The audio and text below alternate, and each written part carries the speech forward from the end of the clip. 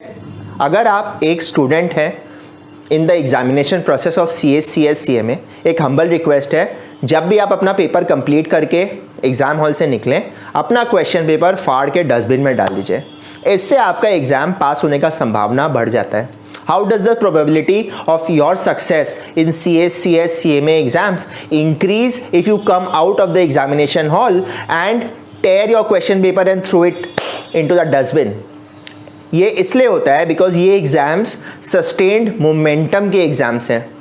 अगर आपका पेपर 2 या पेपर 3 आपकी एक्सपेक्टेशन से ख़राब हुआ है, इसका क्यूमुलेटिव इम्पैक्ट आपके बाकी पेपर्स पे आ जाएगा टू दी एक्सटेंट कम।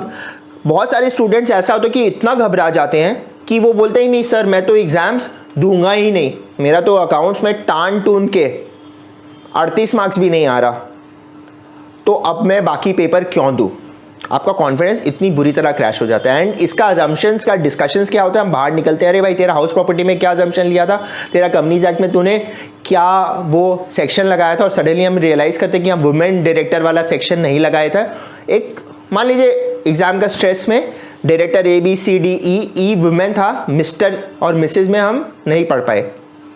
एक छोटा सा चीज़ होता है, वो 4-5 मार्क्स का 6 मार्क्स का क्वेश्चन, बट उसके वजह से पूरा कॉन्फिडेंस क्रैश हो जाता है टू दी एक्सटेंट हमको सडनली लगने लगेगा यार हम तो पास ही नहीं होंगे। ये चीज़ अवॉइड हो जाएगा अगर हम क्वेश्चन पेपर को जस्ट अपने आप को डिसोसिएट कर ले। मतलब मैं लिटरली आपको जो बोल रहा था कि फाड़ के आप डस्टबिन में फेंक दें, टू दी एक्सटेंट कि I am not going to discuss the question paper कि मैंने क्या आंसर्स लाए और मेरे बंधु का क्या आंसर्स आया, उसका अब्जॉर्प्शन कॉस्टिंग में क्या आया, उसका QT में क्या आया, टैक्स में उसने अल्टीमेटली 54 EC लगाया कि नहीं लगाया। कोई फ़ायदा नहीं है उसको डिस्कस करके, बिकॉज एक तो बाहर निकल के कुछ बच्चे ऐसा होते हैं जो बोलते हैं मेरा पेपर बहुत अच्छा गया। तो ऐसे स्टूपिड बच्चे आप जनरली देखेंगे कि उनका अल्टीमेट मार्क्स कभी नहीं आता, बट वो लोग का लाइफ का प्राइम ऑब्जेक्टिव है दूसरे के कॉन्फिडेंस को डाउन करना। तो ऐसे स्टूडेंट से बचिए। जो बहुत अच्छे बहुत सिंसियर स्टूडेंट हैं, आप देखेंगे जनरली वो बहुत घबराए थोड़े से सेल्फ डाउटिंग नेचर के होते हैं कि अरे मेरा 2 मार्क्स का छूट गया, 4 मार्क्स का छूट गया, ये क्वेश्चन खराब है। और कई लोग होते हैं एकदम फुल ऑफ कॉन्फिडेंस, जबकि वो अल्टीमेटली पास ही नहीं होते।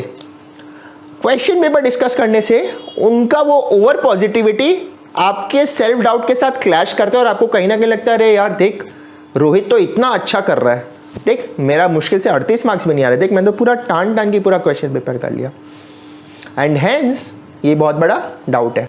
As a passing reference, Unacademy is offering the final run CA inter का starting from 21 October for all 7 papers.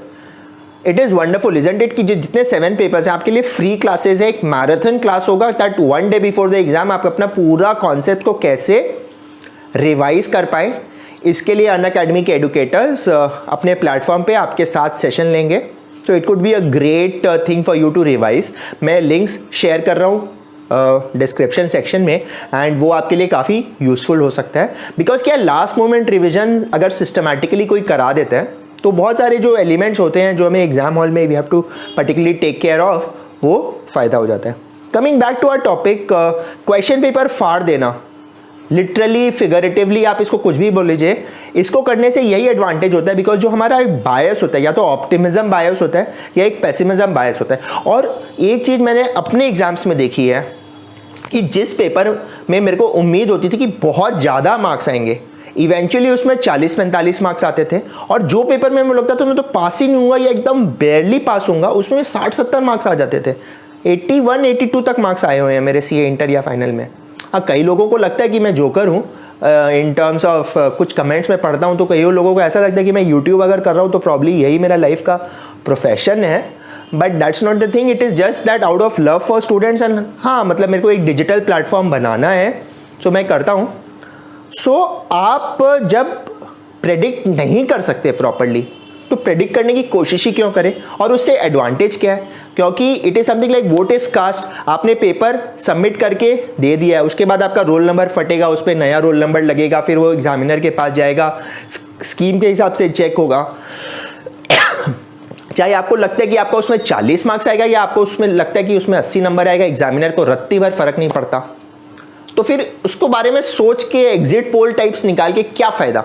इससे अच्छा जैसे ही आप एग्जाम से निकले, कोई पूछे कैसा हुआ, बोला जो हुआ हो गया, फॉरगेट इट। अब कल के बारे में सोचते हैं, एंड कल के बाद परसों के बारे में सोचिए। इस तरह जो आपके 6, 8, 7 पेपर है उसको पूरा कंप्लीट करिए। I think this is one of the best strategies, ताकि आप मेंटली कूल रहे। बिकॉज आज के डेट में क्या ना, चित्त शांत रहना बहुत मुश्किल हो गया, बिकॉज आसपास इतने लोग पोक करते रहते हैं ना, स्पेशली अब तो सोशल मीडिया भी आ गया, यहाँ पे ऑल द मोर 100 रीजंस रहते हैं लोगों को उत्तेजित करने के लिए।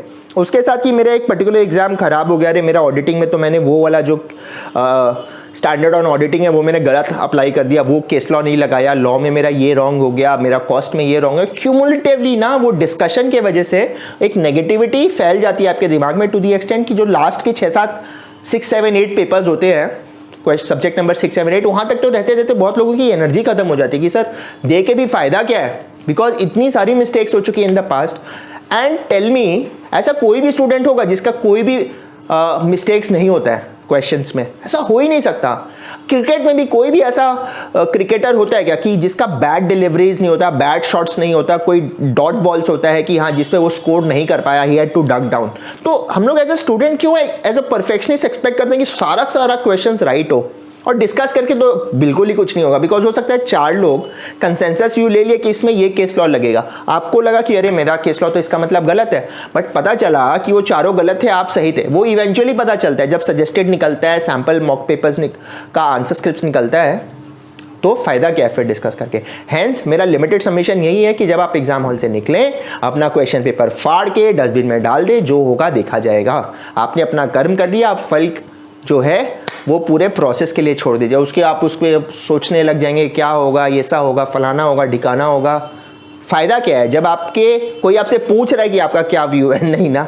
समथिंग लाइक बिहार का इलेक्शंस हुआ, एग्जिट पोल्स हुए, एग्जिट पोल्स कुछ और बोले, रियल जब हुआ काउंटिंग कुछ और आया, तो एग्जिट पोल्स का रेलेवेंस ही क्या है? तो देयरफॉर एटलीस्ट एक स्टूडेंट के लाइफ में तो एग्जिट पोल्स का कोई रेलेवेंस ही नहीं है। मेरा इतना आपके साथ एक लिमिटेड सबमिशन है, तो आप प्लीज़ इसे ध्यान में रखिएगा।